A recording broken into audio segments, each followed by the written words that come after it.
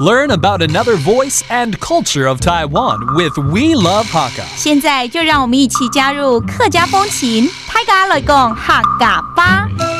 During the Japanese colonial period, Hakka people from the west coast and Pingtung moved to the east, settling in the Shanglan hamlet of Taimali village in Taidong County. In fact, the Hakka ethnic group makes up almost 70% of the population in the area.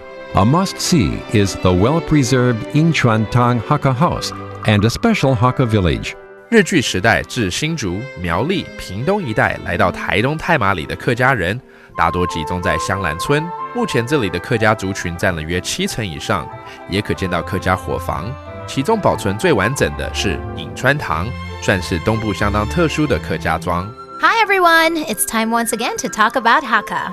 Hello， 大家好，我是阿炳哥 Leo。我是 Emily。Leo， 我们已经在我们的台东的 tour 呢，已经到了新的地方。我们今天要为大家介绍的就是太麻里乡。佢哋台東縣。Yeah， 台東縣。太麻里鄉。太麻里鄉。All right, so we're in the middle of our tour of Taidong County, and we are going to introduce to you today a place called 太麻里 Township. All right, 那太麻里呢，它基本上呢是非常有名的是它盛产金针。糟糕當年都會差唔多係2年到12年就住在一個邊看金針花。金針花，對，就是金針花，它6到12月的時候，它們就會盛開。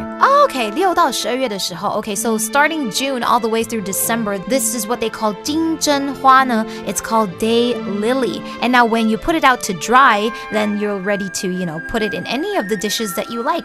故時候它可以放在很多的料理裡頭。所以我們如果說金針花把它弄乾的時候呢，就可以吃金針大餐。金針太蠢，金針太蠢，我很喜歡太蠢，喜歡吃大餐。